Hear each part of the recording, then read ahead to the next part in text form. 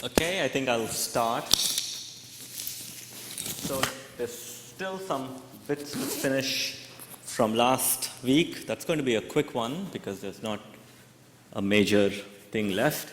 But then we were discussing about Fibonacci heaps from the last week's topic. We covered what a Fibonacci heap is, and just for a revision, if you look at what you see on the top of that slide, the illustration, it's a collection of trees. Each tree has a certain degree. Degree is the number of children each tree has. Give me 1 second, I'll close the door.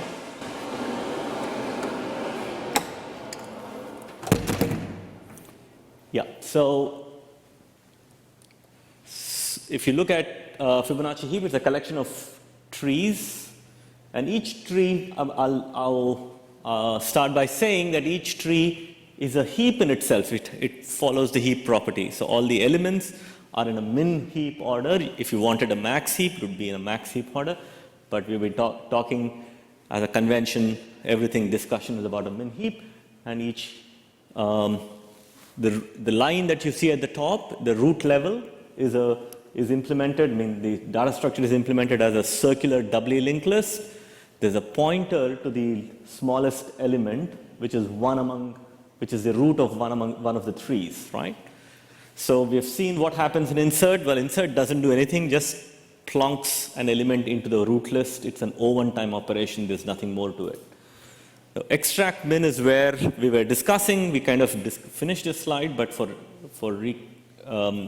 recap, if you have to extract min, there's a pointer to always to the minimum, the root of a minimum element in the entire heap, not just the minimum in that tree, which is always at the root level, but it's the minimum overall. And then you say, I want to extract that. Extraction, identifying what a minimum element is, O1 operation. You look at the pointer, you know exactly where it is. And then you extract it implies that you want to take it out of the heap. That has to be removed from the heap. So when you remove from the heap, what happens is that the children, in fact, this element, I'm hovering my mouse, this element is the minimum across all the elements in the heap. You extract this.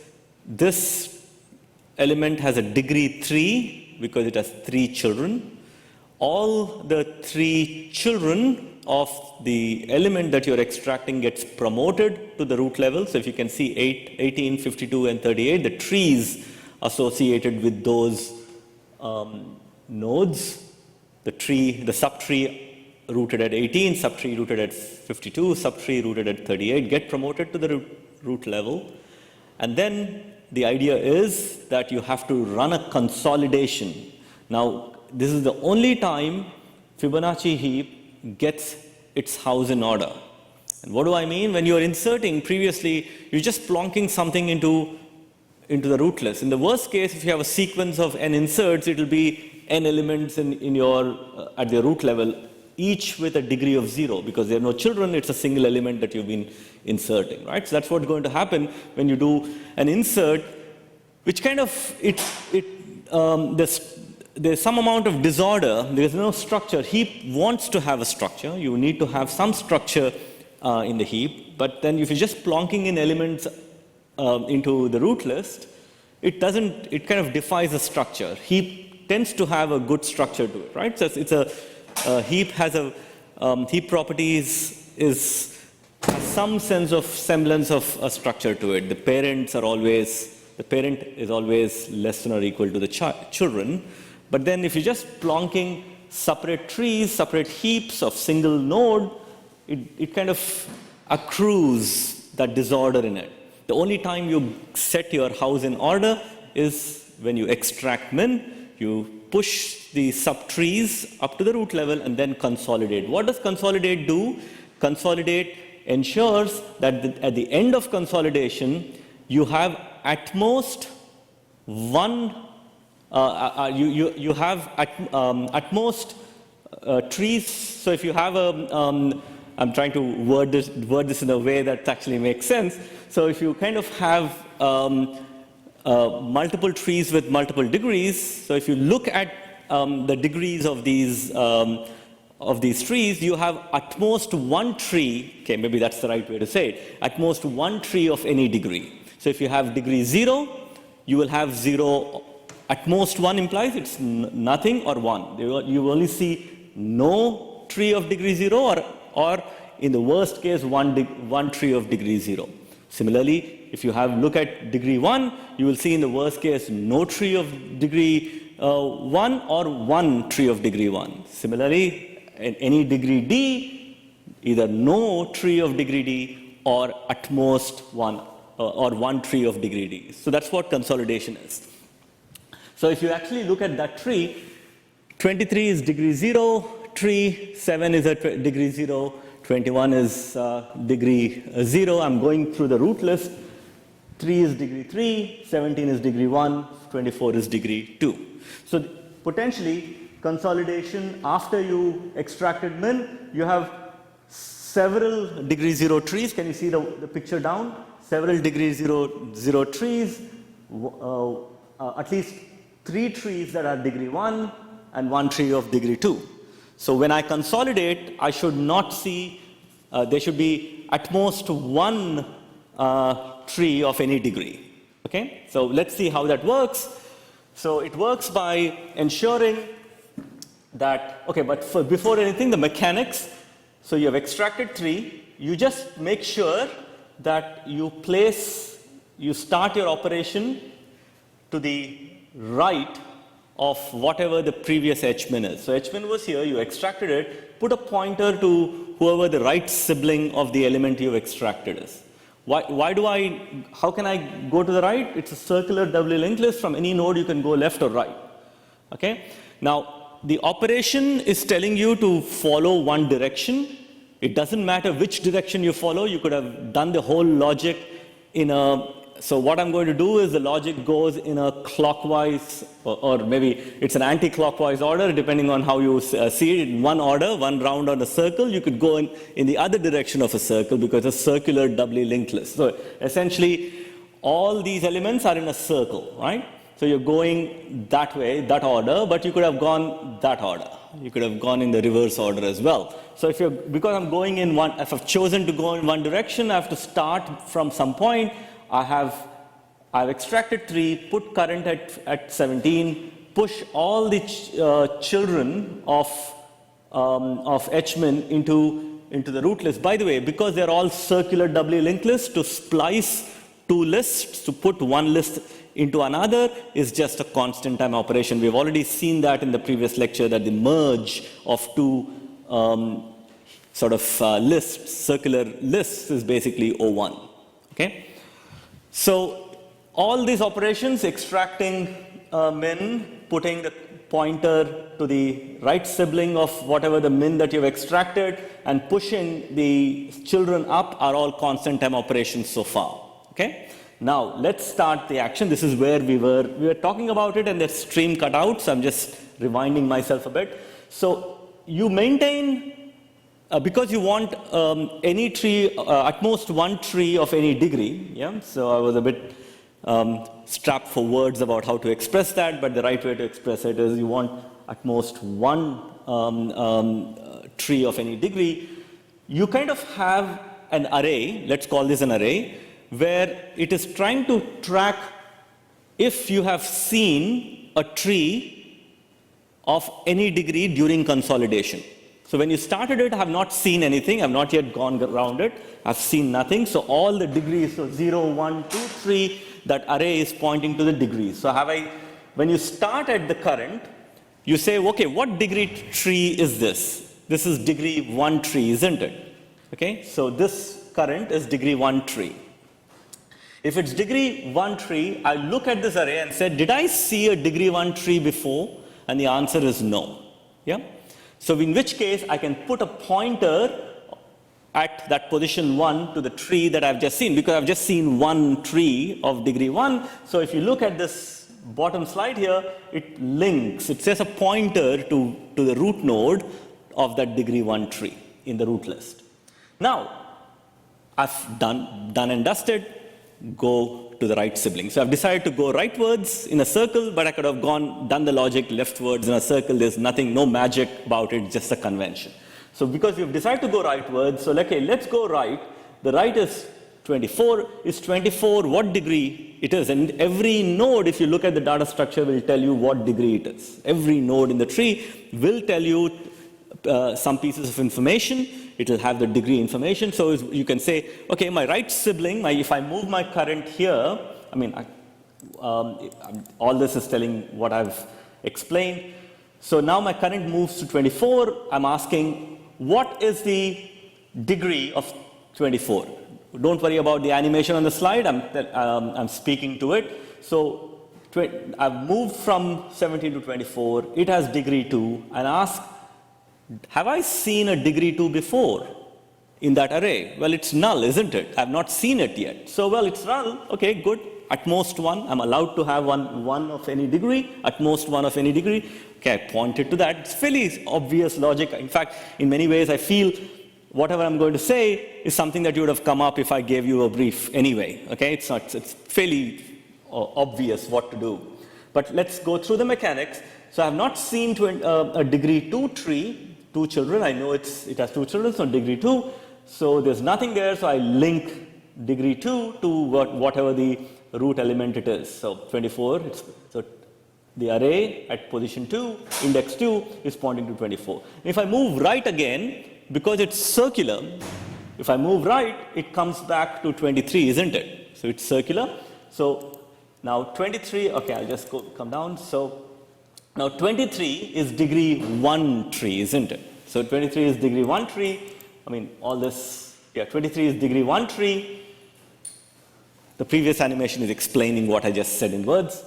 23 is degree 1 tree. I have not, so degree 0 tree. I said 23 is degree 0. It has only one node, so it has no children, so it's degree 0. So it has not seen, you have not seen, if you look at A of 0 is still null, so you have not seen a degree 0 tree, so you're pointing to 23 now, okay? So now all this seems fairly simple. Now let's look at the next case. Now you were here, you moved to right. Now right, if you move right, you've gone to 7, so its current is pointing towards 7. 7 is a degree 0 tree. And you say, well, have I seen a degree 0 tree before? And actually the answer is, I've seen a degree 0 tree before. Then I've said, well, okay, I can have at most 1. So what can you do? You can merge 2 degree 0 trees to get a degree 1 tree. In fact, if you have 2 trees of degree D generally, then you merge them to get a degree D plus 1 tree. So every time it just goes up by 1. So if I have to merge 7 and 23, I can't just merge them arbitrarily. I have to maintain a min heap order when I'm merging it, isn't it? Because I'm wanting it to be a min heap. So I can then say, well, okay, if I merge 7 and 23, I can just look at those 2 elements, the root. In fact, in general, they could be a root of a tree. Here it looks like they're singleton nodes, but in general, we'll see in a future example, there could be roots of trees. But to merge them, you only have to look at the root elements, because each tree is a min heap order. So if you merge them in a min heap order, you will still maintain a min heap order. So if you have 7 and 23, you merge them. So obviously 7 is less than 23. We maintain a min heap order. So 23 becomes a child of 7. And that's what you have here. Your current is still pointing to, you have not yet processed it because you merged it. And then now it's saying, okay, now let's see what happens. Because there were a clash with degree 0, it created degree 1 by merging them. But you could have a degree 1 as well. So you've not yet finished this operation. Okay, so now you have a degree 1, current is still pointing to 7, but 7 is now merged with 23, it's degree 1. And you ask yourself, okay, have I seen a degree 1 tree before? Because the current is pointing to wherever I'm wherever I'm located in this consolidation. The answer is yes, I've actually seen a 1 at that position. I was pointing to 17 and 30. That was one of the first trees that we processed, isn't it? So if we had that, then say, okay, now repeat, rinse and repeat. So merge the two trees that you have encountered, the one that's current and one that you have seen previously that was the same degree. So if I merge two degree 1 trees, I get a degree 2 tree, right? So if I merge this with this, so now in what order do I merge? Is 7 less than 17? Well, answer is yes. So 17 has to be the child of 7. So when I merge it, I can, I'll just go down to the next slide here. When I merge this tree and this tree, I get, can you see 7 and 23 was the original tree, that one, and then 17 and 30 has been merged to 7 and 23. Now it became a child, 1723 became a child of 723 system. Yeah, can you see that? So if that has happened, that's degree 2 now. You've gone up from degree 0 to degree 1 to degree 2. You rinse and repeat. Ask yourself, have I seen a degree 2 tree before? Well, as a matter of fact, you have seen a degree 2 before again, which was a tree rooted at 24. Now I have to merge this tree and this tree in a min-heap order. It comes up in the next slide. I have to merge this tree here and this tree here in a min-heap order. So if you can see, that part is that tree and that part is that tree. And when I merge it, I have to merge in a min-heap order. Now I've got degree, that's basically a degree 3 tree. Have I seen a degree 3 tree before? I mean, if you look here, in the previous state, I have not seen any degree 3 before, so which means that I'm quite happy to point 3 to the current position. So 3 is pointing to the current position, and then move current to the right. Okay, now that's a degree degree 0 tree. So that basically gets degree 0, move current to the right. That's degree 1 tree, and that's so once you come here. So what happens is what happened. I think it was 52 and 21 needs to be merged there. 52 and 21. What just happened? I think there are two operations that happened, isn't it? Give me 1 second. I lost track of where we were. Yeah, that's 21, so that's pointing to 21. Then 18 and 39 becomes a degree 1 tree. Then 52 and 21 need to be merged, because now you've already seen 21 before. Degree 0 tree is 21. When you move, so this is going to point to 39, and current moves to 52. But 52 is a degree 0 tree, but you've seen a degree 0 tree, so you have to merge that with 21 that you've seen previously. When you merge that, can you see that it becomes a degree 1 tree, but 18 and 39 was a degree 1 tree, so it merges again. So 21, 52 became, so 2 degree 0s became a degree 1, and that I've just combined 2 steps into 1 here. If you actually see what I've done here, I've just combined 2 steps into 1. So first those 2 things combine to become degree 1, but there's already a degree 1 tree, which is 18 and 39, and that basically becomes 18, 39, 21, 52. So that's basically a degree 2 tree. And at some point, you would go around the full circle, right? Now, here's an implementational trick, yeah? So when I started with extracting min and putting the current to the right sibling, correct? Now, problem is that these, you need to have some notion of starting and stopping. You need to know that you have gone round a circle somewhere. Potentially, you need to keep track of what the left end is. So if you know where to stop, because things get moved around, isn't it? When you're saying that I have to merge something, some tree gets moved around to someplace else. So you have to keep track of the fact that there is a circle that I have to go around once. Okay? So there's only a matter of you analyzing when you're implementing it, that you have this notion of current, that is a variable, that's a loop, that's a circular variable that's going around a circle, but then you need to know when that variable needs to stop.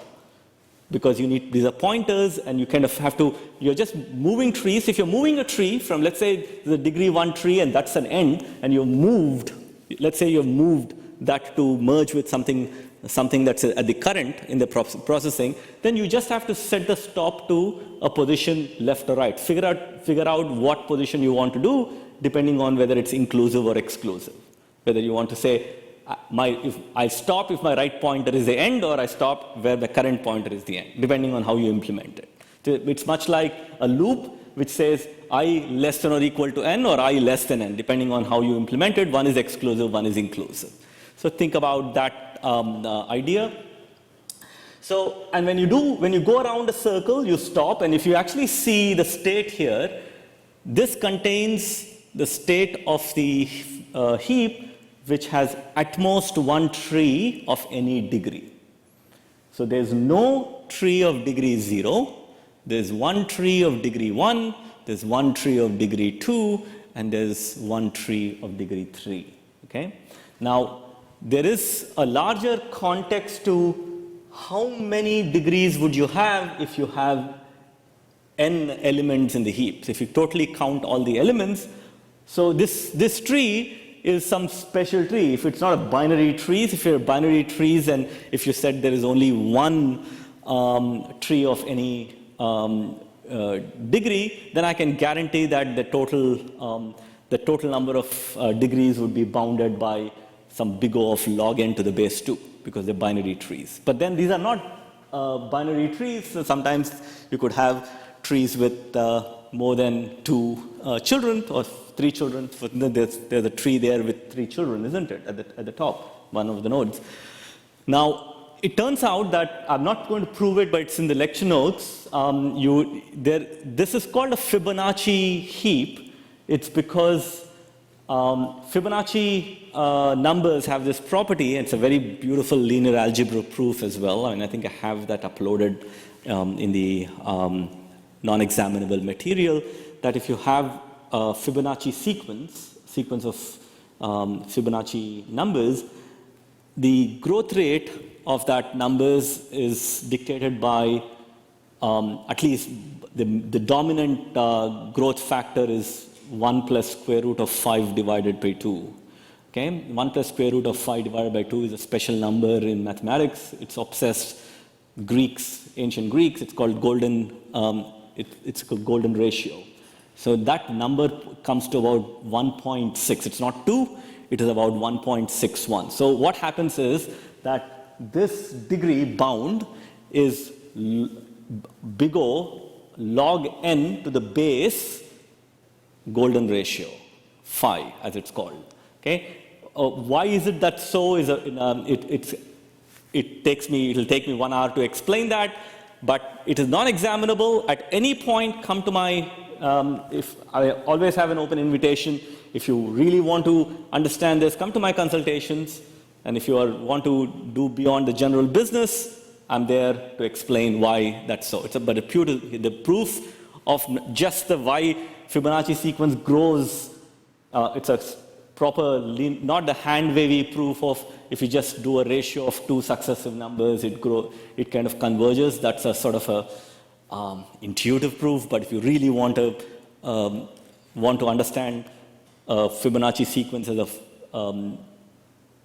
a second order recurrence relationship, Fn equals Fn minus 1 plus Fn minus 2, that second order relationship as a first order system that is evolving. So you can actually convert them into a system that you could treat with linear algebra. If you're into mathematics, then you can understand what are the eigenvalues and eigenvectors of that system. And the eigenvalues of that system will tell you as n increases, the growth rate is a function, the rate of growth is a function of those eigenvalues. And one of the eigenvalues shoots up to infinity, other shoots down to 0. So very quickly, the dominant eigenvalue, which is 1 plus square root of 5, 1 plus square root of 5 divided by 2, is the dominant one. And then that is the starting point. And then once you understand that, then the proof is why is the degree bound? Why is the degree bound related to a Fibonacci number is something that also needs to be ironed out, but you don't have to worry about that proof. Yes? When we're doing any mergers, when there's like, for example, where there's like 21 and 52, merge them, how do we decide who goes like That's a very good question. So I mentioned, let's just go to backtrack a bit. I did mention it, but I guess you missed that point. So let's say at some point, let's actually go to the point where, okay, here's a current. So it doesn't matter with which tree we are looking at. So here current is 7, it's degree 2. And have I seen a tree of degree 2? Yes, I've seen 24 of degree 2. Now when I merge it, the condition is that the merge should be to preserve the min heap order. Can you see that this tree is a min heap and this tree is a min heap? The only way I can preserve a min heap order is if I'm making the larger root of the two the child of the smaller. So 7 is the smaller of the two in consideration. So when I merge it, I always have to merge 24 becomes the child of 7. And then similarly, the same consideration with 52 and 21. So 21 is a tree. So actually, let's come to 52. So if the current is 52, 21 is degree 0, 52 is degree 0. So I have to merge it such that the larger one becomes a child of the smaller. So 21 becomes a child of 52 becomes a child of 21. Now that becomes a degree 1 tree. Now I have one degree 1 tree with rooted at 21, the other rooted at 18. When I merge it, then 21 becomes the child of 18. That's always the consideration. So the larger point I was making there was that how do I know how many elements that you have to, how big is the array? Well, you don't have to initialize an array more than log n to the base phi big order. Phi is not 5, it is, I'm just going to write it. So it's going to be wrong sketch. Give me 1 second.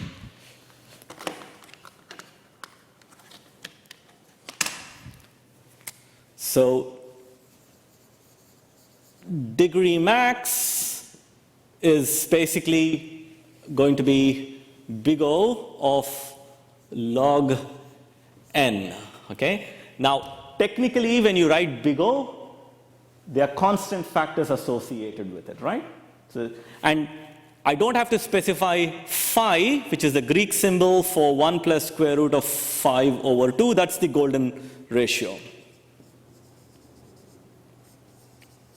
Okay, that's where the Fibonacci-ness of the heap. Why is it called Fibonacci? It's because of this property. And we'll have to see what this marked business is. Why is it a Fibonacci? When we do a decrease key is central to why it becomes a Fibonacci, why the growth rate becomes Fibonacci in a bit. But then you don't have to, when you talk about big O, you don't need this base. Why? Because I can convert base of a logarithm by just multiplying by a constant. So that's why you don't need, you can convert from base 2 to base 10, or base 10 to base 2, depending on, so if I have to convert base 10 to base 2, I just multiply by 3.3, log 10 to the base 2. So it's still going to be, the degree is going to be log n, so it's a degree that's going to be log n. Now, you're going to go around one round of the circle once you go around, so what space do you need? It's going to be dictated by the array, the auxiliary array would require log n, big O of log n, okay? But the base there, if you want to be conservative, you could be, you can do it as log n to the base phi, okay? Now, with that point, there's one last thing. So if you kind of did this, I'm going to prove it to you. In fact, today's lecture about amortization, why this is amortized log n. What's the worst case if you have n elements, if you want to consolidate? Can somebody think about what the worst case scenario would be? Think about how you would insert, and then think about a sequence of inserts followed by an extractment. If you have inserted n elements, okay? Let's say you've inserted n elements and then you ran an extractment. There will be n elements in the root list. The worst case is order n. But this is basically a runtime complexity amortized. And we'll see what that word means once we go through the mechanics. We'll come back to this topic. So we'll see what this word means in a bit. Okay, so decrease key is I think there's only two other operations that are quite simple. Decrease key is quite simple. So decrease key operation is, what does a decrease key do? You say, well, okay, any element, you have a constant time, you assume that you have a constant time access to any element. So you're not searching for an element. You just say decrease key of an element from whatever value to a value lower. Now, when you change a value to lower, you could potentially flout the min heap property, isn't it? So if one value has been decreased, it could suddenly become, the relationship with its parent is very sacrosanct. In a tree, you always have the parent that is smaller than the child. But if you decrease the child, it could potentially decrease beyond what the parent's value is, right? So you're making sure that decrease key handles that. But there are two cases that you will have to think about. The first is the easy case. What happens when you decrease key, but the heap order is not violated, which is fairly easy. Don't do anything. Just decrease the key. That's it. But then what happens when you decrease the key beyond what preserves the heap property? Let's look at these case. I don't think do we have an example here? No, I don't think we have an example for case 1. I'll just give an example. Just look at this. So think about decreasing 21 to, let's say, 19. So if 21 is decreased to 19, is 19 still greater than 18? Yeah? So if 21 decreases to 19, is 19 still greater than 18? The answer is yes. Which means that I've not violated the min heap property. So just decrease it, and there's nothing more to it. Because you have a constant time access to each element, and then you say, well, I've just decreased it, nothing violated, my parent is actually still smaller than the decreased value, so everything is still a heap in min heap order. You understand that? The problem comes when this, let's say 21 becomes 17, let's assume. Now, if it's 17, 18 is greater than 17, that's no longer a min heap order. So then you'll have to do some thing. I mean, in the previous binary heap, you bubbled it up, right? Just kept doing some swapping. That's not what you do in Fibonacci heaps. So let's look at this thing. So you're decreasing 46 to 15, okay? 46 has been decreased to 15. Can you see that 46 is smaller? If you change to 15, it becomes smaller than 24. So what you instead do is, and this is where the Fibonacci property starts to come in, okay? Why is, I just made a statement of fact that the degree bound is somehow linked to this log of some base, which is golden ratio, but really this is why it starts to, the reason why it happens is because of the way you're operating on these trees. So if you decrease 46 to 15 and its parent is actually, after decreasing, becomes greater, if it violates the min heap order, you simply cut that subtree. So remember, here 46 is a leaf, but 46 could have been a root of some subtree as well, right? So it could be, you can decrease any node, not just the leaf nodes, right?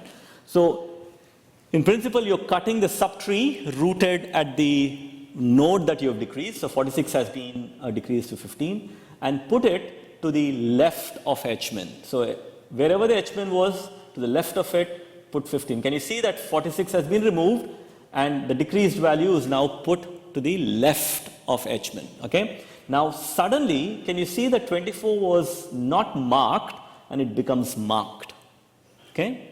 So this marking happens because of decreased key, how you cut them. Now you will see, we'll understand what these things are when we talk about this amortized analysis straight after this. But if you mark it, the moment you cut it, and the node, the parent node of 46 that you have decreased to 15 was unmarked, all you need to do is put 46 to the left of H-min, that's what you have put to the left of H-min, and then mark its parent, and that's all there is to it, okay? I'm just going through the mechanics. We'll understand, we'll intuit what this means once we do amortized analysis. Then let's take I've just explained what I just said. Then let's take an example where we are decreasing the key of 35 to 5. So if 35 became 5, again it violates the min heap order, isn't it? The parent is larger than 5 after decreasing. 35 was greater than 26, but once it becomes 5, now suddenly the parent is larger. So what did I say we should do? We should cut and put it to the left. So you cut and put it to the left.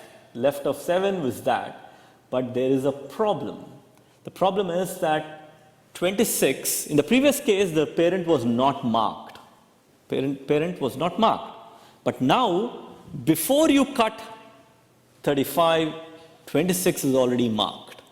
Well, if that happened, then you do a cascade of cuts. So you may say, okay, now the parent is marked. I cut 26 and put it to the left of H min. So if I cut 26 and put it to the left of H min, I think it's just words of what I just said. So if I cut 26 and put to the left of H min, that's what you would have. But you've cut 26. Is the parent of 26 marked? Well, it's still marked. Parent of 26 is still marked. So keep doing this until you come to a point where the parent is unmarked, in which case you mark the parent and stop the process. Now, if you say, in fact, out here 27 has been cut. So, okay, give me a second. 24, not 27, 24. 24 has been cut, okay, and then it comes to the left of H min, okay. So 24 to the left of H min cut. Now you come to the root. Root level is the maximum. So if you can do a cascade of cuts, the cascade of the cut could stop when one of the parents in that line of cuts is unmarked. But that parent, in the worst case, could go all the way to the root, right? It's the entire depth of that tree. I mean, wherever you started, all the way to the root. Now, once you come to the root, there is this this will not make sense until one understands what the amortized analysis is. But the reason, once you come to the root, you can see that I ended this operation by not marking 7. 7 remains unmarked because 7 was a root node. If 7 were not the root node, if it were a child of some other node, you would have marked it and stopped. So what does marking mean? Now I'll just come back to the point. What does marking mean? What's all this business about marking? So marking is trying to keep track of how many children did a given node lose. The moment, if it's allowed to lose one child, but not more. Once it loses more than one child, you say, okay, let's restart this process from the root. The life cycle goes to the root. Now, I'll just go back to this process again because there are a few subtleties that we need to just look at the pictures here. So 5 has been changed, 35 has been changed to 5. So always you're moving stuff to the left of, when you're cutting, you're putting to the left of H min, okay? Again, this order is just arbitrary. It doesn't matter. You could have done the whole thing to the right of H min. It's just one prescription of you doing. There's nothing special about left and right here. You could have plonked everything to the right of H min. They wouldn't make any difference to the algorithm. So when you cut, when you decrease key 35 to 5, you put it to the left of H min. Now, remember that I'm calling it old H min and I've updated H min there, isn't it? But you don't have to update H min. Why? Because H min has to point to the minimum overall. You can hold H min until you have completed all the cascades of cuts. So all the elements that go up, and essentially after that you can update if the element that you have decreased is actually lower. The element that you have decreased is actually lower than, smaller than the current H min, then you update it, okay? It's implementational tricks here. Okay, they don't. You can say do a cascading cut. That's what it's called, a function called cascading cut, which basically say cut an element when you're decreasing something, cut the element. Is the parent marked? Is a parent of previously 35 became 5? Is that marked? Well, it's marked. If it's marked, repeat the process. Put it to the left of H-min, the current H-min, not the updated H-min, but whatever the H-min is. The old H-min was at 7. So you don't have to, if you change the definition prematurely, then you will have the left of H-min change, right? So it doesn't matter, the order doesn't matter at all. Okay? So long as you are convenient with a certain convention, whatever H-min, you put it to the left of it. Why do I take left or right of it? It's because it's constant operation to put anything to a pointer in the root. Okay? It's a constant time operation. So you put 5 in the root level. 26 is marked, so rinse and repeat. So 26, it's marked.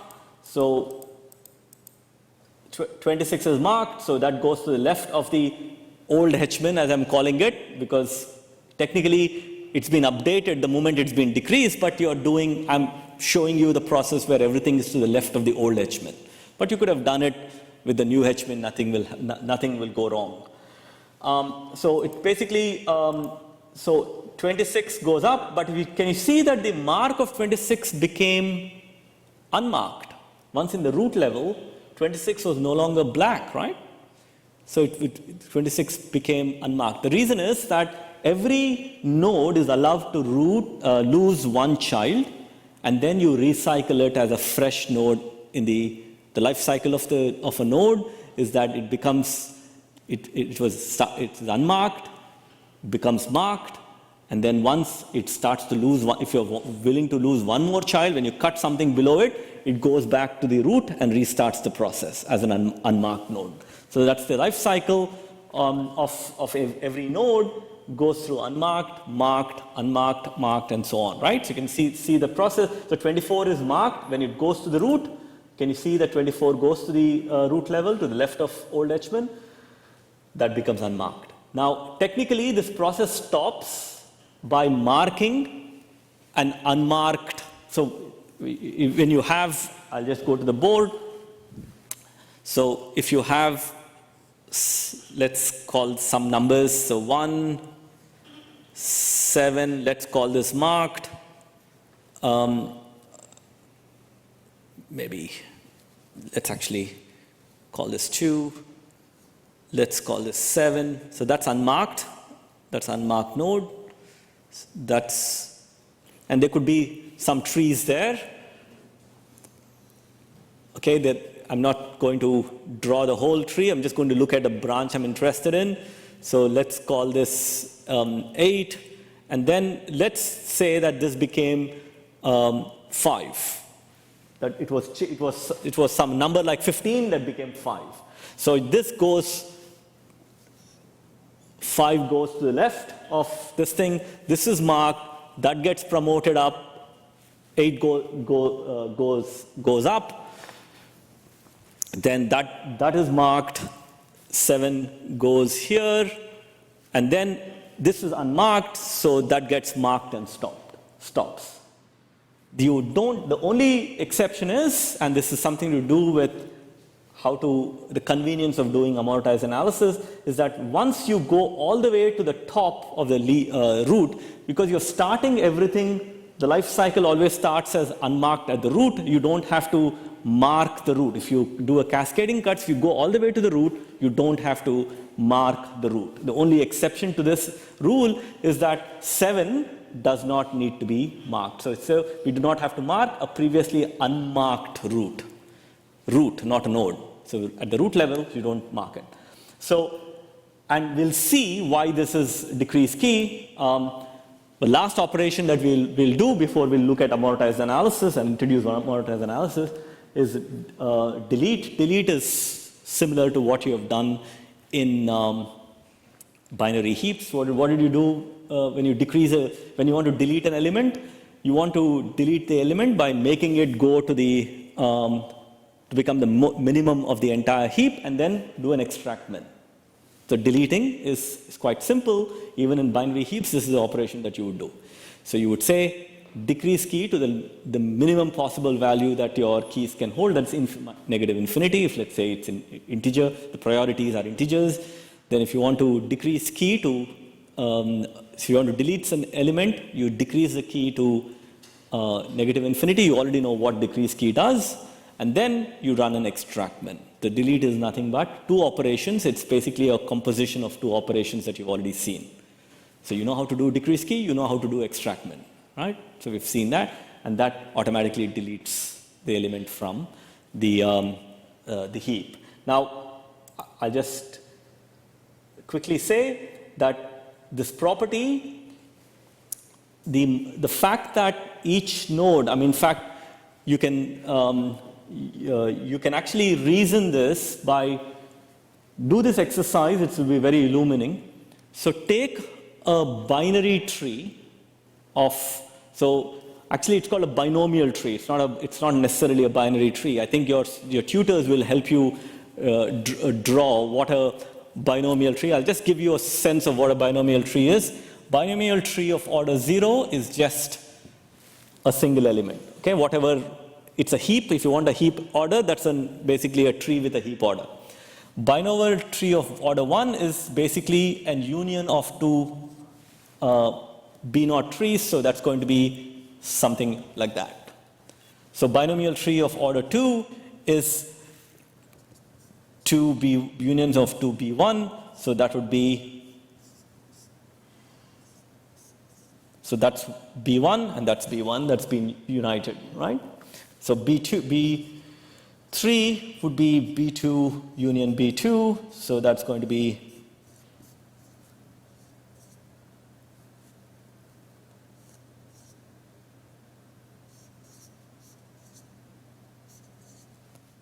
so that's one level. Yeah. So essentially, so that's a B1 tree, that's a B2 tree, that's a B2 tree. So can you see that there's 0, no children, 1 children, 2 children. So this is a binomial tree. Fibonacci trees are linked to binomial trees. Now you take a binomial tree and say what is if you're allowed to, how many nodes can you mark? How many nodes can you mark by deleting a tree? And then you count how many nodes are remaining. So let's say that you're allowed to delete some elements of binomial trees. Let's assume that you believe. So binomial trees have strict property that you're always doubling the number, so it's always base 2. The depth is always base 2. So 0 has one element, 2 to the power of 0, 2 to the power of 1, 2 to the power of 2, 2 to the power of 3. Yeah, 1, 2, 3, 4, 5, 6, 7, 8. Yeah, can you see that? And then if you have B4, it will be 2 to the power of 4. So they're always doubling the number. They have very strict structure, mathematical structure. Fibonacci tree is like a binomial tree with certain elements deleted. So if you can look at a binomial tree and then say, how many nodes can I remove? So I take a tree, binomial tree, and say, well, if I remove one node, that gets marked. Okay? And you try to maintain the structure of a tree structure by deleting of any order. For any given order, how many nodes can you delete by still maintaining a tree of a certain order with that marked business? Because every node can lose at most one tree. So if you did that and count the number of elements, that number will so here the number was going 1, 2, 4, 8, 16, powers of 2. Then you will see for Fibonacci, you will see that growing as 1, 1, 2, 3, 5, 8, 11, and so on, right? So I'm just doing the sequence of whatever the Fibonacci sequence is. So that's what there is to it. And each node, the size of a node is number of elements. So if I look at what is the size of any node in a tree, so size of any node in a tree, Let's take what's the size of 7? Well, it's the number of nodes and the weight of the tree, basically. How many nodes are there? So 1, 2, 3, 4, 5, 6. So it turns out that this property is always true. Okay? Whatever the degree of that node, the Fibonacci number of that plus 2, so Fibonacci number of the degree plus 2, the size is always greater than or equal to that constraint. So you'll actually have this property, and this is actually proved in your lecture notes. Not examinable, by the way. This is not at all examinable. And then you can show that the degree is less than log n to the base 5, where base 5 is basically 1 plus square root of 5 over 2. So with that discussion, I'll just go to the amortized, because amortized analysis will try and give you more insights about this. So the operations are, if you have to find the minimum, to just look up the minimum, it's O1. To extract min, amortized On. We'll explain what that means in a bit. To merge two heaps is O1 operation, because it's circular linked list. You can splice two linked lists into each other in O1 time. Decrease key will show why it is O1. Now delete, if you know that delete is nothing but decrease key and extract min put together. So if you just see delete, if you know that extract min is log n amortized and decrease key is constant time amortized, the delete is going to be log n amortized, because it's basically decrease key plus extract min. And then insert is O1. Okay? With that thing, we'll get more insights about it, but I'll have to introduce to you a very important analysis in computational theory, or in the study of computational complexities. It's more, you could basically, whenever you're dealing with data structures, there is a special class of analysis about time complexities which you have not covered. By the way, how many of you have heard of the term amortized analysis? Okay, good. Some of you have, and let's see what that means in a bit. So we're going to talk about 3 techniques of doing amortization. They're fairly intuitive. And it takes a bit to get a hang of it. At least it took a bit for me to, when I was a student, to get a hang of this.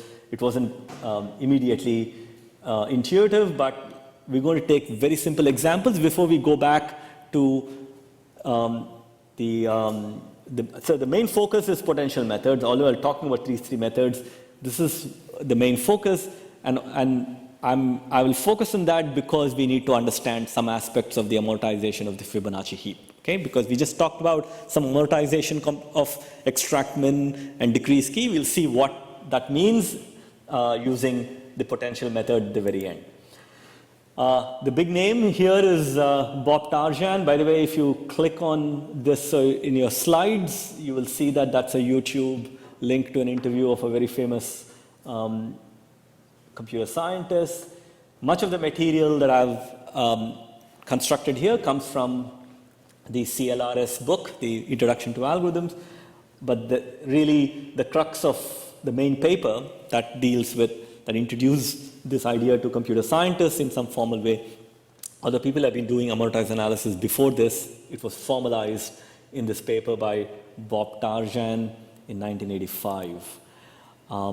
The word amortized, Merriam-Webster says, at least let's look at definition 2, to gradually reduce or write off the cost of a value. So if you buy, let's say, some equipment, well, if you want to do a DIY project, I need a miter saw to do my, and you kind of buy a miter saw for that project, except that you would have other projects after that, a sequence of projects that you might have lined up.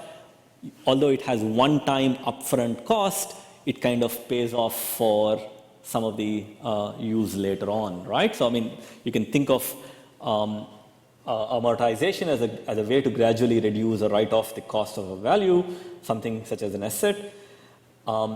Specifically, if you don't understand this is what we're going to use it for. Bob Tarjan at least used it for, adapted it for computational complexity as saying that if you're doing a sequence of operations on a data structure. I'm trying to find a way to average this time over that sequence. So whatever time that it takes to do that sequence, it's somehow averaged over that sequence. Okay? We'll see what that means with concrete examples, don't worry. So you will agree that in a data structure, you do a sequence of operations. Okay? And what you want is, if I did a sequence of operations, what's the true cost, true time it takes to do that sequence? Because it's a function of what data structure it is, what data you're operating on the data structure. All that matters, isn't it? For instance, decrease key, the case 1, the true cost was constant time, right? Because case 1 was if one of the elements got decreased, its priority got decreased, the key got decreased, but it does not flout the root order, you just decrease it and you stop. That's a constant time. But then if you did a sequence of them, there's no guarantee that you're going to get that best case scenario at some point, right? So the point is, if you're doing a sequence, what is the bound on the true cost of that sequence is something that we are interested in. Now, if you know the bound on that sequence, I can then say, okay, how much does each operation in that sequence cost? Well, the total divided by n, sort of. Okay? If you have n operations, n sequence of operations, then you can reason about what is the amortized cost of individual operations if the sequence is bounded by a certain value. Now, so it's useful to bound the true time cost to perform a sequence of operations, and you approach this by, if you approach this by summing up the worst case complexities, that gives you a certain misguided opinion, a pessimistic opinion about what happens. And we'll see an example shortly. So why do we care about amortized analysis? So if you said each operation has a worst case performance, irrespective of the data on hand, I'm just going to add up all the worst cases. Worst case is going to be worst for every scenario, isn't it? If you're always pessimistic about every scenario, you can come up with an estimation of a worst case that's very pessimistic of what the true cost is. Whatever the true cost could be much smaller than the sum of your worst cases. So you basically don't want to get an unrealistic idea of what happens because every time you say every scenario, you're saying it's worst case, worst case, worst case, worst case, and they add up. And all that worst case implies that you're overestimating what time it takes to do it. The best case has an opposite effect, that everything is a constant time, or let's assume that you're assuming that the best case is constant time, or it's all, you kind of come up with this very over-optimistic impression of what the true cost would be. Okay? So best case and worst case summing up is giving you unrealistic estimates. The reality is somewhere in between. Yeah?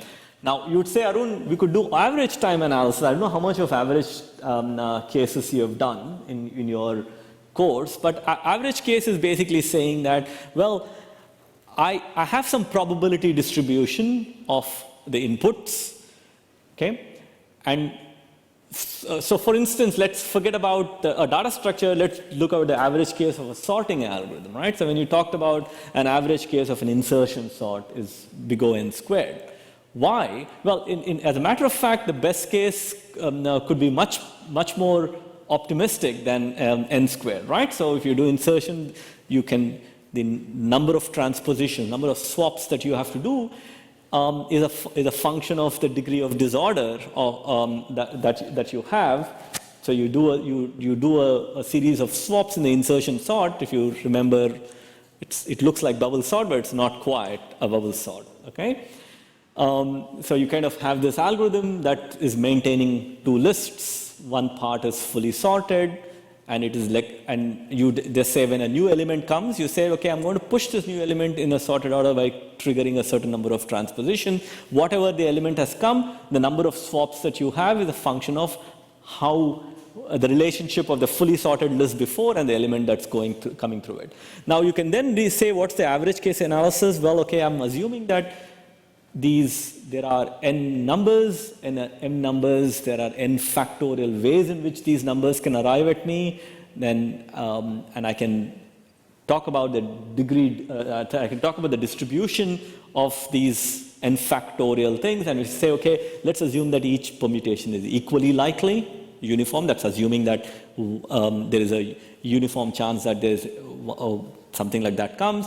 Then I can use some statistics, probability and statistics, to reason what is the expected value of the number of swaps in the insertion sort.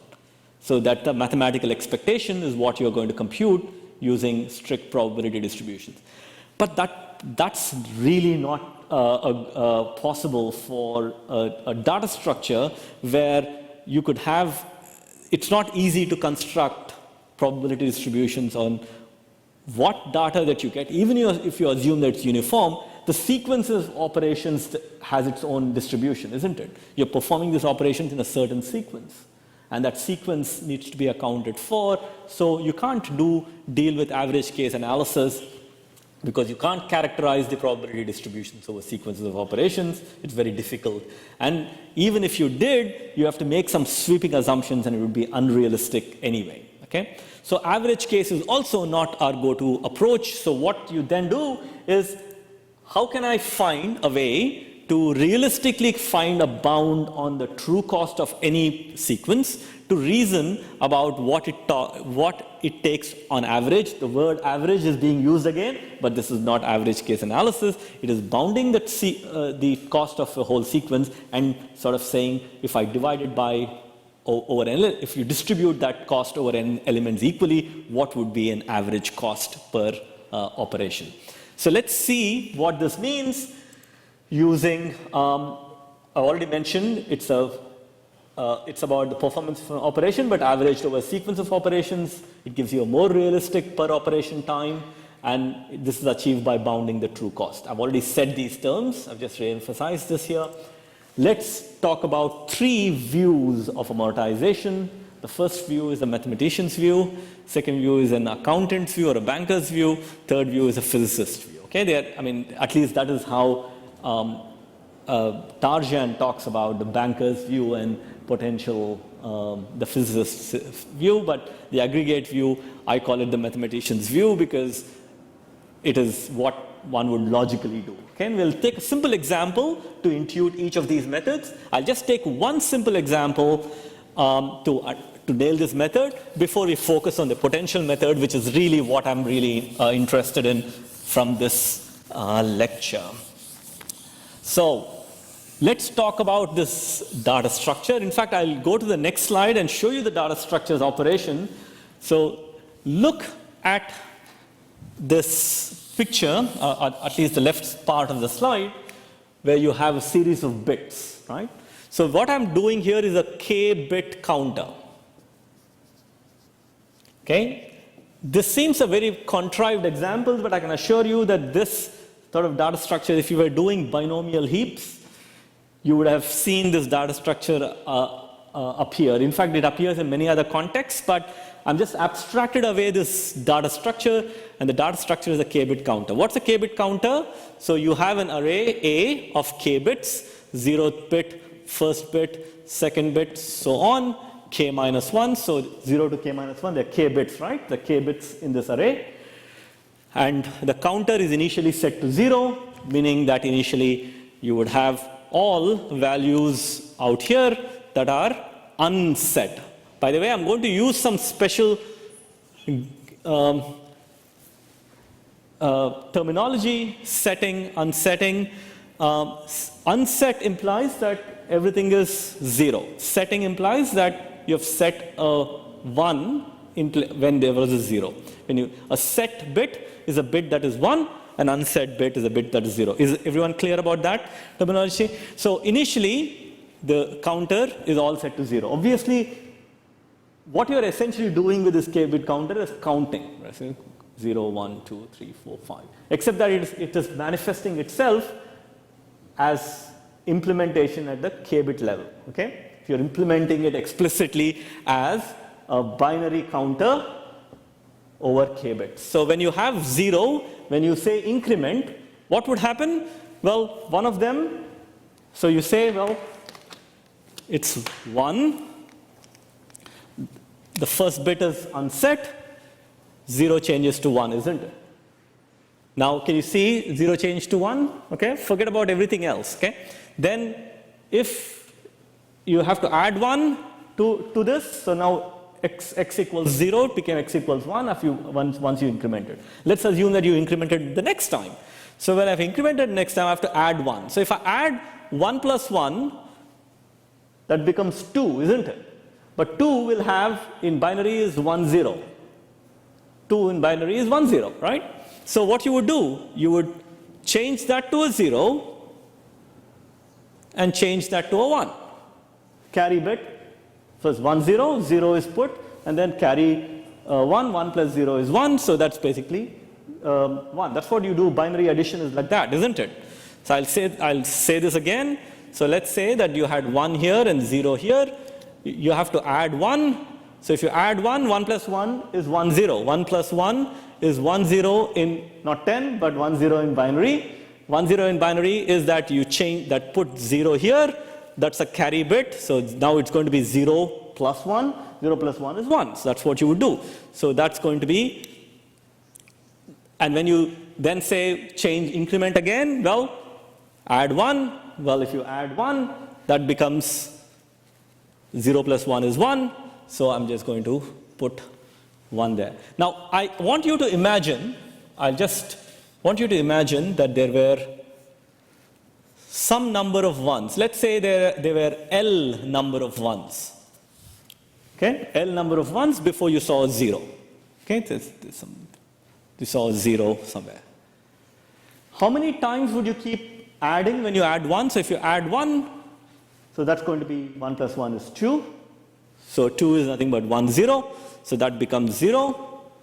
Okay, then you carry 1. So now you carry 1. 1 plus 1 is 0 again, 2, 1 plus 1 is 2. So you will be unflipping, you will be unsetting all the set bits.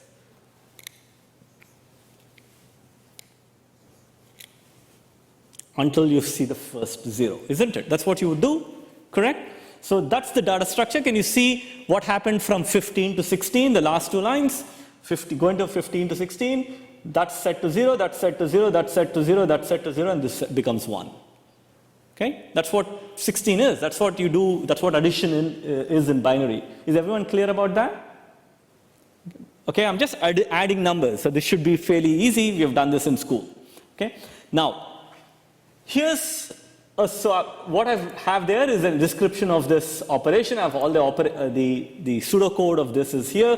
Now, if you take this to be B, can you just stare at the pseudocode and see if you agree to what the pseudocode is doing? It's meant to increment, do exactly what I just told it should do. B is basically the order of the bit, order 0, order 1. So this is lowest. I must say that this is, I'm sorry, I did something, I might have confused somebody, so I think I should have written, because I was doing the arithmetic in the natural order of bits, that should be 0, 1, 2, 3, all the way to k minus 1. Initially, I wrote it as an array, but I was doing the operation on the most significant end, but really the operation should be on the least significant end, right? So operation is basically, but then you could have listed, although the order is that way, you could store an array with array of 0 as the least significant bit and array of 1 as the second least and third least. You understand what I mean? So this is B is in that order rather than that order. So sorry for that oversight. I was just speaking to the counter. But if you actually saw the order there, that's 0, 1, 2, 3. If you look at the array order there on the top, that's telling you what order that should be in. If you look at the, are you happy with, is any part of that pseudocode you don't understand? So most important part is, most important part is there's a while loop which has two conditions. By the way, it's checking what B is less than K, that the bit order is between the range 0 to K minus 1 to be specific. And then the second saying is, if the bit is set, if that bit is set, while b is less than k and the bit is set, if there is an if the bit is set, you assign change that value. So let's take the example of ones, 4 ones here. So that's going to be 15. So x equals 15. When you increment 15, it becomes 16. So number of times you would be running this loop is, well, b equals 0, 0 less than whatever k. True is a of 0 equals 1. Well, a of 0 equals 1. Well, then change a of 0 to 0, unset it, okay, or in red maybe. And then repeat the process, b equals 1. So b equals b plus 1 becomes 1. So again, set that to 0, change that there. So you're going to do the loop a certain number of times, and then at some point, you would get to a point after 4 when b becomes 4. 0, 1, 2, 3 has been processed. When b becomes 4, this condition fails, the while condition, because it's no longer 1, it's 0. Then you kind of break and said if it is b still less than k, where the answer is yes, it's still less than k. Let's assume that k was a 32-bit number.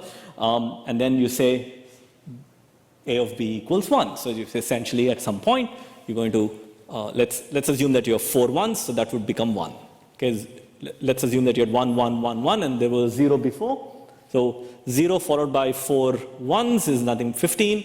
So that becomes 1, 0, 0, 0, 0. That's what you have on the, that's what you have. 1 followed by 4 zeros is nothing but 16. Can you see that logic there? Can you see what happens when, let's assume that this is it's an 8-bit counter, isn't it? So 8 bits is 255. What happens at 255? So let's say x equals 255, which means that all of them are 1. What happens when you increment 1? When all of them were 1, let's say all those bits were 1. 255 is that number, isn't it? 8 bits. So if all of them are 1, what happens to the state of the counter? Look at the pseudocode.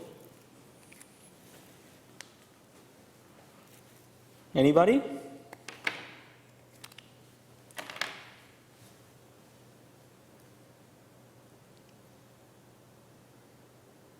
Obviously, if you have all ones, everything becomes a 0, okay? And the loop, if you look at the loop, at some point, the first condition will fail, while b less than k, because you have done 0, 1, 2, 3, 4.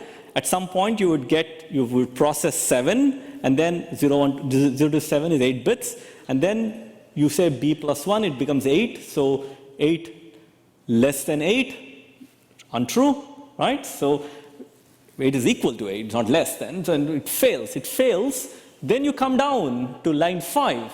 If b is 8, less than 8, do nothing, right? So the if condition doesn't evaluate. There's no 9th bit. So essentially what happens after you go to 255? It cycles to 0, isn't it? So it's a k-bit counter where everything is, the increment is modulo 2 to the power of k. So it's always the remainder if it becomes 2 to the power of k. So easiest way to do is think about 5-bit counter.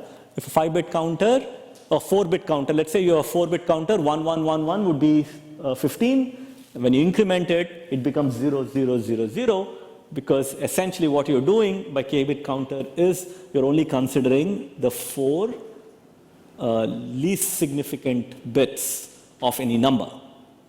That's what modulo 2 to the power of k is. When you divide a number by 2 to the power of k, the k bits, that's what the remainder would be.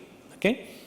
So with this operation, so this is our data structure. Is the data structure easy enough to understand? So what is the, I've not talked about amortized analysis yet. Using this data structure, I will reason about the 3 methods, right? Everyone knows what what this data structure is. Okay, let's now go to the Okay, but let's assume that what's the worst case analysis? If you did a worst case analysis, what's the worst case for a k-bit counter? When all the bits are set, all the bits are 1, which means that you have to unset every single bit from 0, 1, 2, 3, 4, 5, 6, all the way to k minus 1, right? So the worst case is k. So if you have a sequence of n operations, worst case is k for each operation. So the total bound, the total time that you could pessimistically estimate is the total time to do a sequence of n operations is n times k, where k is the size of your counter. Is that obvious? Because the worst case is k. Now, let's see why that's a very pessimistic bound for this example using amortization. Okay, first method, the aggregate method. Okay, this looks more difficult than it might appear a bit difficult, but it's not at all, not that difficult to, at least for the data structure that we have. What does aggregate do? Well, I simply will find in a mathematical way what is the upper bound on the true cost of the sequence of n operations. Let's call that upper bound t of n. If you have done sequence of n operations, the bound is t of n. It's not always possible to estimate this, but for certain cases you could. And in those cases you would use an aggregate analysis. So you find an upper bound and divide it by n. So then that gives you the amortized cost of each operation in that sequence. You've spread that total bound on each operation. Now let's take this look. Take a look at these numbers. Forget about everything here. I'll explain it. It's very, very simple. Now look at all the even numbers, 0, 2, 4, 6, 8, and so on, right? So when you incremented starting from an even number, how many operations did you require to do? How many bits did you have to flip before? So how many bits did you, how many set bits, how many bits that are 1 that you had to flip to 0 before you introduced added 1? So remember that there are two operations. One is flipping ones to zeros, and then one operation at line 5. I'll just go back to that slide. Can you see that there's only one time in this entire, so this setting, this bit, there's only one place in the logic where you set a bit. Everything is doing the opposite, right? If the bit is set, you are unsetting it. And the loop is 2 to 4, and you only set the bit once. Now question is that for all the even numbers, if you had even numbers, how many times does a loop run? Does it run once? If you have an even number, you're incrementing from an even number, so from going from 0 to 1, or going from 2 to 3, or 1 to 2. Oh, sorry, going from 0 to 1, or 2 to 3, or 4 to 5. You understand what I mean? So 14 to 15. How many times did you have to run the loop? The loop? Why would it run once? The loop. Okay, let's actually go back to that slide which had both of them. Okay, how many, just look at the logic there. Would you run the loop? So let's look at the condition. Let's take, pick an even number. Let's say 6. Okay, 6 is an even number. We're incrementing 6 to 7. Okay. Now, if you look at 6, what's the bit pattern? It's got 1, 1, 0 at the very end, right? At the least significant positions. Now, you start at b equals 0, line 1, if you're executing increment. Well, b equals 0. Then line 2, while b less than k is 0 less than, let's say k is 8 bits. Is 0 less than 8? Yes, that's true. And is a of 0 equal to 1? No. Because a of 0 is 0. It is actually not set. So you would not run the loop. You just check that condition. It would not enter that loop. It would straightly come to line 5 because you can't get into the loop. Line 5 It says, well, is 0 less than 8 in this case? The answer is yes.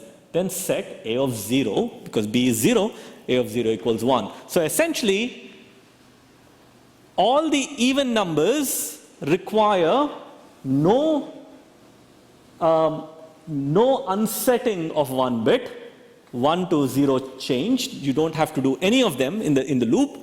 And then one setting of a bit, every increment will have exactly once that you set a bit. You see the point?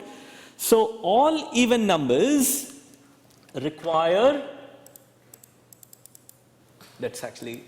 all even numbers require 1 unit of effort, is what I'm trying to get at. What is that 1 unit of effort? So you can think about a unit as some sort of constant amount of work. So you don't have any bits to unset, you just have to set a bit. That's only one unit of effort. Everyone clear about that? Now, let's take the cases. So we took every alternate thing, right? This one requires 1 unit of effort. This one has 1 unit of effort. This one requires 1 unit of effort. Every time you see a 0 in the least significant bit position, you would require 1 unit of effort. Now let's take an example of seeing something. Now let's take the case of 1 and then take a case of 5. Every 4, not every 2, but every 4. Every alternate is every 2, right? 0, 2, 4, 6, 8. Now let's take every 4 starting from 1. So 1, 5, 9, 13, and so on. 1, 5, 9, and 13. How many units of effort does it take? The loop will execute once because it has 1 bit in the least significant, a run of 1 bit before you saw a 0. So it has a loop will execute once, changing 1 to a 0, and then set a 0 to a 1. So it requires 2 units of effort every 4th position. Now, in fact, it's quite easy to see why it was half in the first case and 1/4 in the second case. And if you generalize this, if you had 0, 1, 1, so if you let's take every 8th, so if 0, 1, 1, so let's take 3, okay, and let's take 11. So 3 plus 8 is 11, isn't it? So if you have 2 ones out here, you have to, the loop will run twice before you set that bit to 1. Similarly, at 11, this loop has to run twice before it sets to 1. Now, why is that the case? Well, how many even numbers do you have if you have a sequence of numbers starting from 0? You will have half of the numbers that you have would be even, roughly, give or take, yeah? So depending on where you stopped, yeah? So half of the numbers are 0 and 1. How do you rationalize that in terms of bits? Well, if you have 8 bits, so let's say you have some number of bits, each bit can be 0 or 1. The probability is half, right? So half of them is even, half of them is odd. If you had basically a series of numbers that is exploring all possible possibilities, if you're doing increments one after another, it will be all possible ways you're filling these bits with zeros and ones. So half of them would be even. So half of them require 1 unit of effort. Now of the other half, of the odd numbers, half of them will have a 0. So odd numbers are the A of 0 is 1. Okay? A of 0 is 0 is even numbers. A of 0 is 1 is an odd number. A of 0, whenever you see A of 0, the least significant bit as 1, what is the probability of you seeing a 0 and 1 at the 1 position? It's half of that half. So half of that half is basically 1/4 of that. Now, if you say, well, if you had 0 and 1 both being 1, what's the probability of you seeing 0 or 1 at A of 2? Well, it is half of half of half. So it's basically that sequence is going to persist that every time you're looking at run length 0, half of them would have a run length 0 of 1. So run length 0 implies number of integers for which you have in the least significant side a run of ones, least significant side. So there are no runs of ones For odd numbers, the first time you see that before you see a 0, the number of ones that you see before you see a 0 is 0. So which means that it takes 1 unit of effort for half of them. For 1/4 of them, it takes 2 units of effort. For 1/8 of them, it takes 3 units of effort. Why did I say 3 units of effort? Because you have to run the number of, you have to flip 1 to a 0, those as many ones that you have in that run length, plus you have to set one 0 to a 1. So that plus 1 is what's happening, right? So initially for all even numbers, run length is 0, but you have to, that 0 has to change to a 1, so that's 1 unit of effort. If run length is 1, all those things have to become a 0. Okay, if run length of ones is 1, then that 1 bit has to change to a 0, and the 0 bit has to change to a 1. That every time you have to execute line 6 of that code that we saw previously, yeah, the increment. So if you had a run length of, let's say, 3 of them have to change to, 3 of ones have to change to a 0, and then a of 3, 0, 1, 2 will become from 1 to a 0, and a of 3 becomes a 1. So that's 4 unit of effort. So if you add the bound, would you agree that this bound is n over 2 plus 2 times n over 4 plus 3 times n over 8 plus 4 times n over 16? Can you see what that numbers, n over 2, n over 4, n over 8 is counting about how many numbers that you have, and then of each run length, and those 1, 2, 3, 4 is the amount of effort it takes for each of them. Now, it's quite easy to see why that sequence is. So, by the way, that's a special case. That sequence is called an arithmetico-geometric sequence. If you just look at n over 2, n over 4, n over 8, that's a geometric sequence. So we've learned about these in school. Then 1, 2, 3, 4 is an arithmetic sequence. So it's an arithmetico-geometric sequence. In general case, you can reason. I mean, you can actually prove what that bound is for a certain for a certain number of terms. But this is far more easier to prove because of the nature of that sequence. So if you have n over 2 plus, now you have n over 2 plus n over 2 times n over 4, isn't it? 2 times n over 4. So I'm going to write in this some special way. There are 2 times n over 4. I'm stacking them. There are 2 times n over 4. Then there are 3 times n over 8. So all this is a sum. There's 4 times n over 16.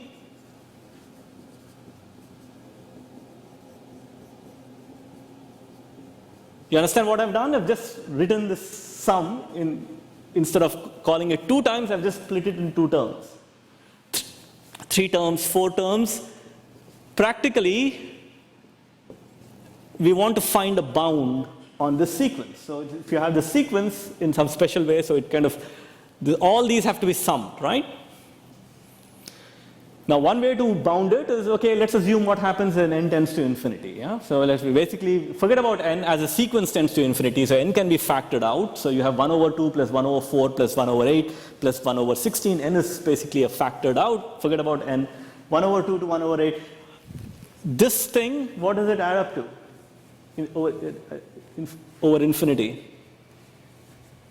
1 over 2, 1 over 4, 1 over 8 adds up to 1, isn't it? So if you have n times that, that's going to be n. That sequence adds up to n, basically infinite, just that term. Plus, now we have to account for this. If this whole thing adds up to n, this whole thing minus the first term will add up to n over 2, n over 4, n over 8, and dot, dot, dot. This sequence adds up to n. Can you see? Because n over 2 to infinity adds up to n. N to all this term will add to n plus n, right? So this is, we already said this is n. So n plus that would be 2n.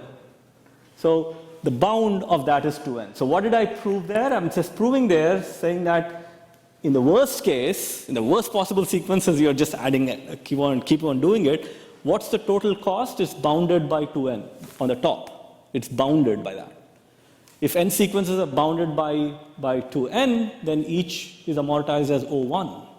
It's much more efficient, right? So if you n sequences is bounded by 2n, if sequence of n, sorry, not n sequences, sequence of n operations is bounded by 2n, if I divide that by n, so each is bounded by a constant amount of time, O1. You see what I mean? So each operation is not always k times n. It's much more efficient. Okay, so it's a very simple proof there. So that is basically the aggregate method. Okay, there's now another method called accounting method. Let's basically look at what the accounting method is. This might,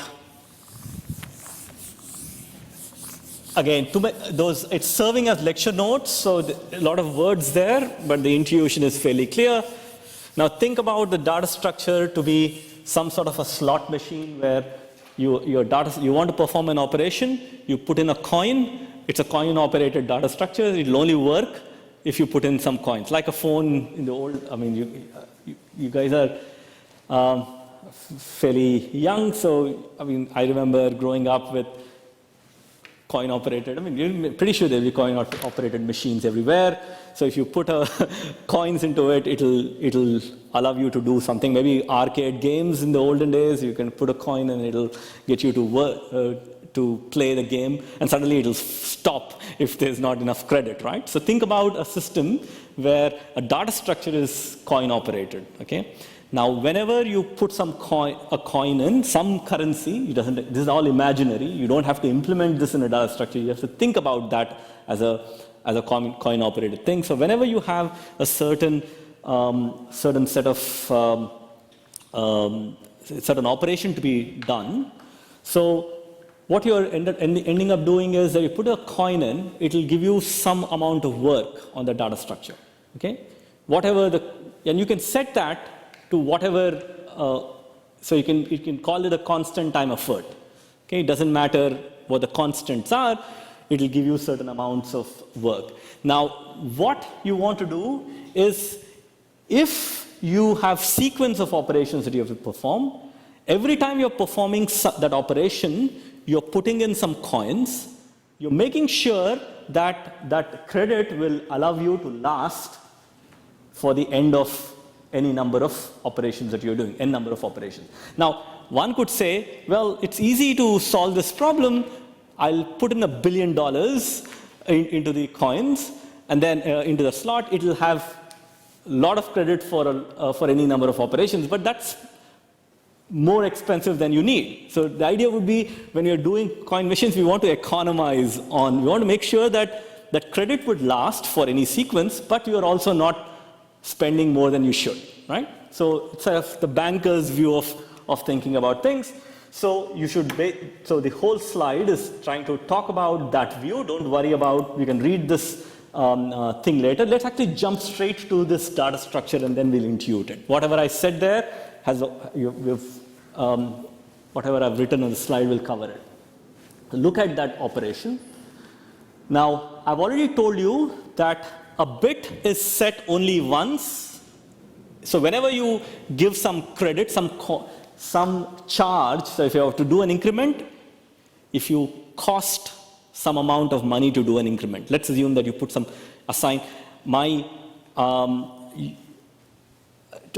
every time I use an increment, I'll charge you X number of coins, okay, some coins. Now you have to ask, where is that coin going to? How do so internally, when you are a bank, you're charging a customer some money, you're saying, well, does it account for, whatever the person wants, does it account for the work that he or she needs to do? Okay, so let's assume that if you got some allocation of charge for an increment, let's look at what are the key things that happen in an increment. You set a bit once and you unset a bit potentially multiple times. There are only two different types of operations, right? Set a bit. In every increment, you only set a bit once. You never set a bit more than once. You only unset in the loop. Ones become 0 multiple times potentially, but a 0 becomes 1 only once. Okay? That's exactly what's happening in an increment. We've already said that. So we will then say, well, if that were true, and this is basically telling you what the logic is, reminding you what the logic is. We've already covered what it is. Now, if we say, I'm going to put a charge of X coins, lambda coins, I mean, you're using some symbol, X or lambda, whatever you want to call it. Let's say I'm going to charge lambda coins for increment. For increment, I'm going to charge you lambda coins or X coins. Surely, setting a bit is a constant time operation. Changing a 0 to a 1 is constant time operation, right? So we just look at whatever position in the array that changed that 0 to a 1. So that takes one, let's assume that that takes one coin. So you've charged lambda coins. Changing a 0 to a 1 takes one of those coins. What is remaining of it? Lambda minus 1, X minus 1, whatever you have. So now, do you agree that whenever you set a bit increment, every time you run an increment, you set a 0 to a 1 exactly once, or at most once. If I mean, there's one case where you don't do it, when you have all ones, then you don't even have to set that. You've charged for free, basically. You've charged X coins, but at most once you will be setting, in normal operation, you'll be setting one bit from 0 to a 1. You have charged X coins. That takes only one coin worth of effort, constant time of effort. Each coin is roughly a constant time of effort, let's assume. Then you have, how much credit do you have on the set bit? You have a credit of X minus 1 that is still there for the user to use it. Correct? You understand what I mean by that? By that? So whenever you set a bit, you've charged X coins or lambda coins. You've used to set that bit, the work involved was just one coin's worth of effort, which means there's extra payment of X minus 1 on that set bit. So every time you see a set bit, there is an extra charge of X minus 1 that the bank has already collected. Okay? Or somebody has already collected. So then now think about what happens when you're unsetting a bit. So you agree that the loop 2 to 4, they're all constant time operations. Each one iteration of the loop is a constant time operation, right? Let's assume that that takes one coin's worth of effort each time you run it. So each time you run it, what are you doing? You're checking if the bit is set. If the bit is set, you change it to a 0. You don't change a 0 to a 1 any time in that loop. You only change a 1 to a 0. But does the 1, because it's already set, it already had some extra credit associated. It had X minus 1 coins, extra credit there. Okay, so which means that I can pay off for that constant amount of work in each loop. So every time I'm setting a certain bit from 1 to a 0, I had X minus 1 amount of credit already there. I'm going to use just one coin, there'll still be X minus 2 remaining. So if you're running this thing any number of times, each bit has a certain amount of credit already available. Okay? So which pays freely for the work that I have to do inside the for loop.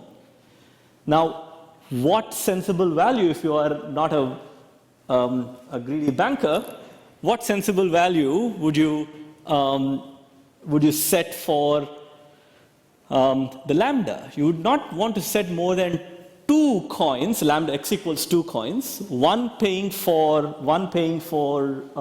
the operation, one costing for the operation of setting a 0 to a 1. So whenever you do an increment, you say, I'll cost two coins.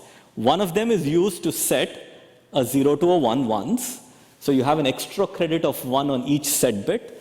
And whenever you are unsetting a set bit, you already have an extra coin on that, extra coin as extra credit on that set bit, that becomes a 0. Okay? Whenever 1 has to be flipped to a 0, you use that extra thing that you've paid for when you set the bit to pay for unsetting the bit. So when you did that, essentially it will, if you look at any sequence of operations, you only need to charge 2 coins to account for any setting and unsetting of bits in this increment operation. So all you have to do is then you have the sequence of operations, charge 2 coins per operation, and over n operations you have cost of 2n, which means the amortized cost is just order 2, basically 2 coins per operation, which is sort of agrees with what we were looking at the previous case, was 2n, right? Bound was about 2n, right?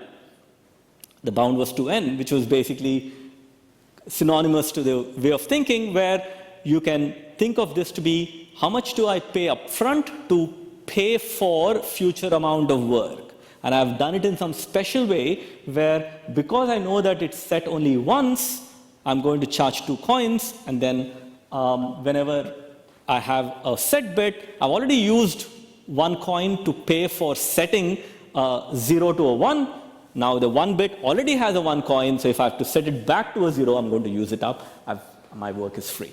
Okay, so that's basically what the accounting method tries to do. Everything that I said there has been covered, so it basically takes 2 units or 2 coins to pay for each increment. That allows you to do the entire thing for any sequence. You can show that the bound is linear in the amount of n, right? This is the real bit that I'm just going to see how much we can cover. I think that it's very straightforward to at least see. So a physicist method is nothing but the accounting method viewed in a different way. So now think about a data structure which initially is in the state D0, which is an empty data structure. Let's say a data structure has nothing, and you operated on it, it changed to a state D1, changed to a state D2, changed to a state D3, and if you have sequence of n operations, it changes to a state Dn. So first operation, second operation, third operation, nth operation. Can you see that? So essentially you have, now you come up, and this is the tricky part, you come up with some function phi. It's okay, capital phi, potential function phi, which is tracking the notion of a potential, how much potential, and we'll see how we can come up with these potentials in a bit. Some function that tells you, that takes the state di, a function that takes the data structure state di and returns a real number.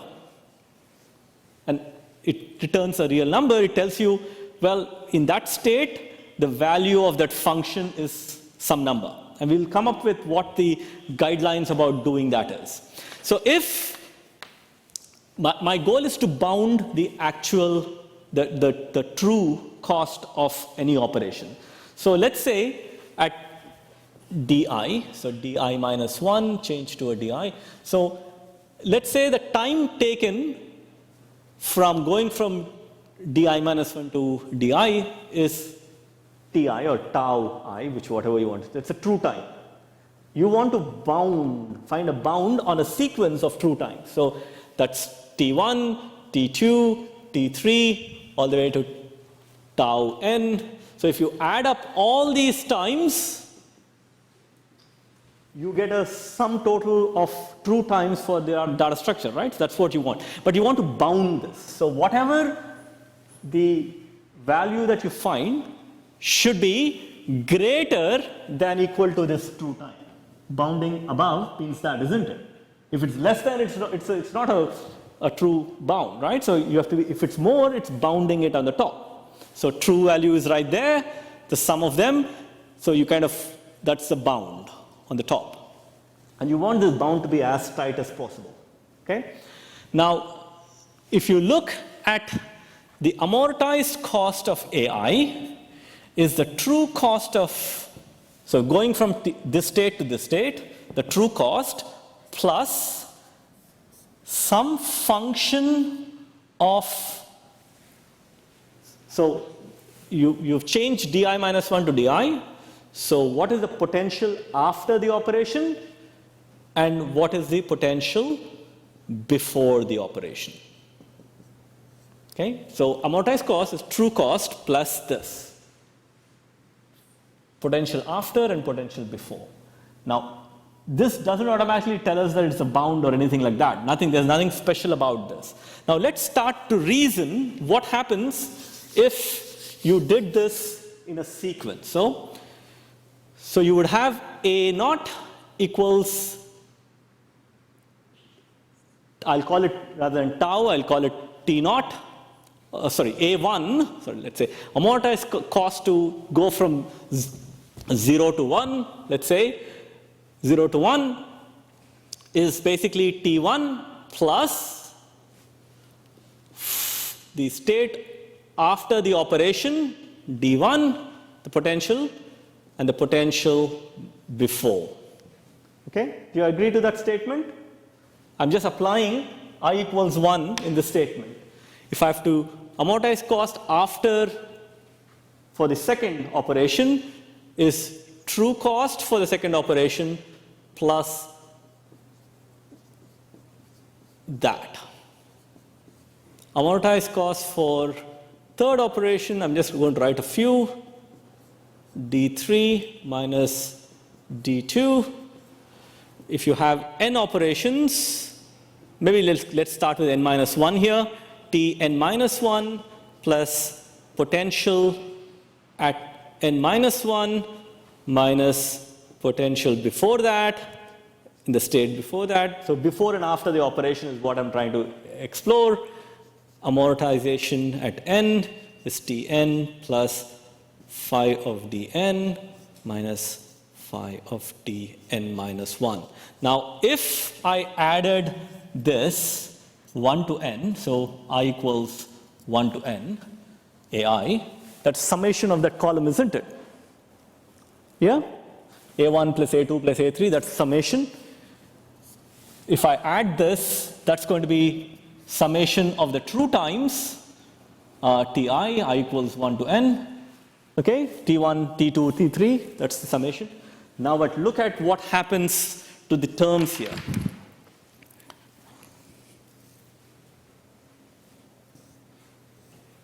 There'll be a term like that. Previously, there's a dot dot.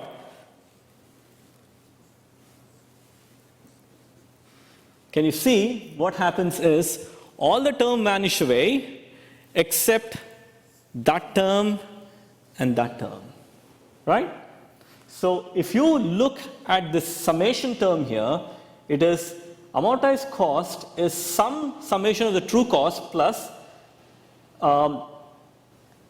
actually I should have, there's a typo there, that should be dn there. So this summation is only applied to T1, that should be dn minus phi of d naught, okay? It's not di, it's dn minus d naught. You understand what I mean? Everything cancels out. I'll fix the typo, never picked it up. That's going to be dn minus d naught, okay? So if you agree that that's dn minus d naught, if this term, so I'm going to write this plus phi of dn minus phi of d naught. What is phi of dn? Some potential function of the state after n operations. After n operations, that's the state that you are in, potential for that. And this is before you started the operations. Now, if I want a bound on the true cost, should this value be greater than or equal to 0? Right? If I have to bound it, it has to be greater than or equal to the true cost. I have to ensure that my potential function will have a property where after any sequence of operations compared to the start of the operation, start of the data structure, it gives me a value which is greater than or equal to 0. Okay, not individual values. So individual values can be less negative or positive, but the constraint is that that difference has to be greater than or equal to 0. So that's what a potential is trying to do. That's actually going to be dn. Looks like I have multiplied that error. That should be positively dn rather than di. I'll fix that once I go home. So So what you're trying to do is essentially making sure that you can come up with a scenario where you can come up with a potential function where this difference is greater than or equal to 0. Now, to ensure that, what is a nice property to have? You can say, well, initially, let's have a function where initial state evaluates to 0. The moment this is 0, for it to be positive, any di has to be greater than or equal to 0, isn't it? So you're trying to look for a potential function that gives me a realistic bound on the true cost, which initially has a 0, and any di is greater than 0, but difference between terms could be positive or negative. Okay? It can be positive or negative. So I think we are sort of running out of time. There's just the potential part that will spill over. So I just wanted to say that we want to make sure it's crucial that dn, that's not di, that's dn minus d naught. Well, I can be any, n can be, essentially I is a length of any sequence, right? So I can be any value. So in principle, what you want to do is ensure that with respect to d naught, any I with respect to d naught is basically greater than or equal to 0. Not the previous term with respect to d naught. Okay? So it's crucial for that term to be greater than or equal to 0, for it to have some sort of a bound over n operations. I should have called it n there. Similarly, but yeah, these are i's. So if the difference between two successive terms can be positive or negative. Okay? And if it's positive, it's like overcharging, paying more. If it's less than, it actually takes more work, but you've paid less. But then if you make sure that from start to finish, you're always positive that you've paid more than what the true cost is, much like the accounting method. So has a stream cut, Sandhani? It's still, yeah. In which case, I just wanted to reason, just very quickly say, what is a good potential function for the binary counter? How many bits could potentially